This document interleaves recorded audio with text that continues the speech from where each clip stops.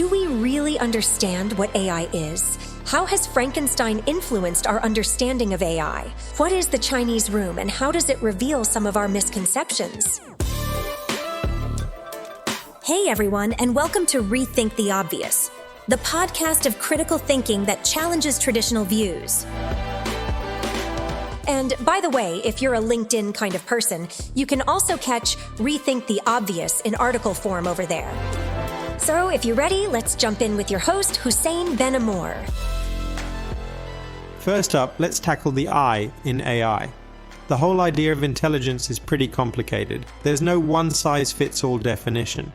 We usually think of it as being good at learning, problem-solving, and communicating, but we often reduce it to just being book-smart or having rhetorical skills. For example, driving a car is actually a form of intelligence, but people don't usually think of a truck driver as being particularly intelligent. Even the ability to speak and form sentences is a kind of intelligence that no other living being has. In computer science, like in biology, those skills are actually super important and considered aspects of intelligence. I mean, think about it, without tech, like machine learning and the way computers understand language, there would be no assistants like Siri or Alexa. So maybe it's time we expand how we think about intelligence, especially when we're talking about the artificial kind. Misconception number 2 is AI understands meaning. You might chat with bots like ChatGPT and think, wow, this thing really understands deep topics, much better than most people I know. The whole idea of AI grasping the deep stuff is more like smoke and mirrors.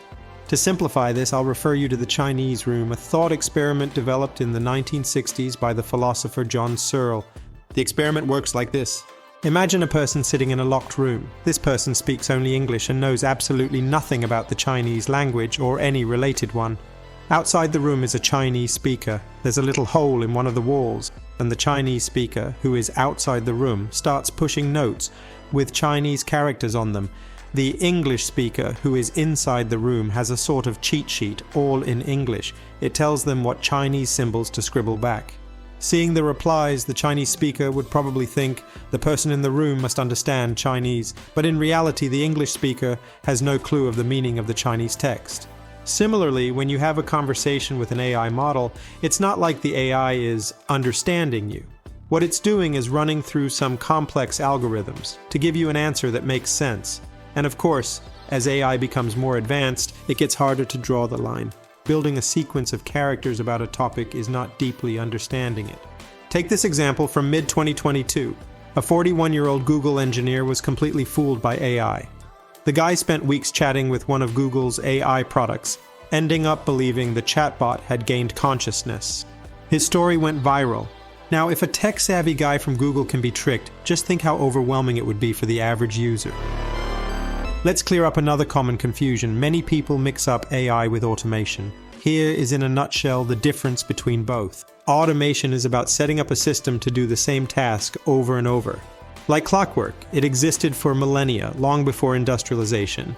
Maybe you know that water clocks and windmills' roots trace back to ancient times of the pharaohs and ancient Greeks. These are considered some kind of automation.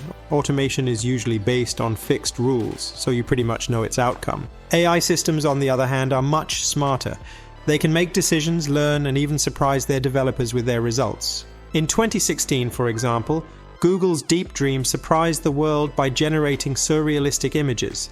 Where it gets tricky is that AI can be thought of as a specialized form of automation. Think of a factory with robots, for example.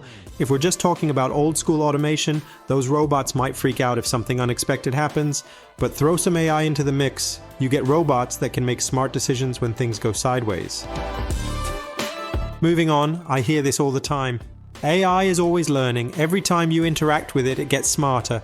Don't get me wrong, AI is pretty amazing at learning certain tasks super fast.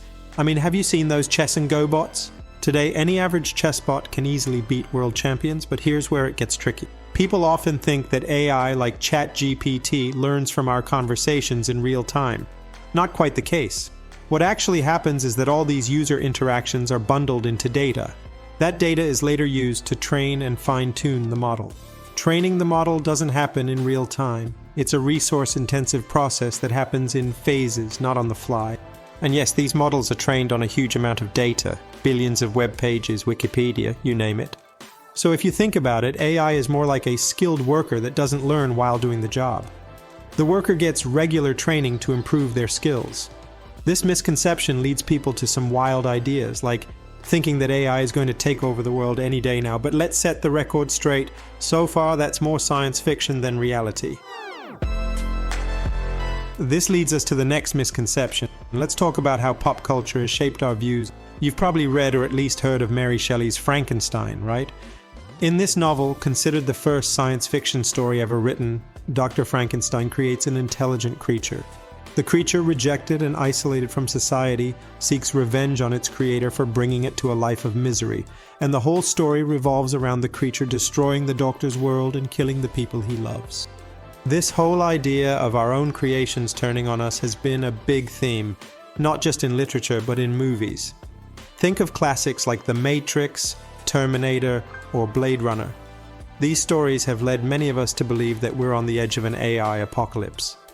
Well, it's not just Hollywood that's messing with our heads. Even big names like Elon Musk or authors like Max Tegmark in his book Life 3.0 are sounding the alarm. Some have called it sensational nonsense. But let's be honest, so far, it's more fear-mongering than facts. It's been about a year since ChatGPT launched, a major milestone in AI that pretty much everyone has heard about. And guess what? The sky didn't fall. Jobs didn't evaporate overnight. So while we should definitely keep an eye on how the technology develops, it's important to separate drama from what's actually happening in the world of AI. There are limitations, and the doomsday scenarios, well, there's still more fiction than fact. Thank you for listening. If you enjoyed the show, don't forget to subscribe and check out Rethink the Obvious on LinkedIn, where you'll find references and further links to the topic. Until next time, we encourage you to stay curious and always rethink the obvious.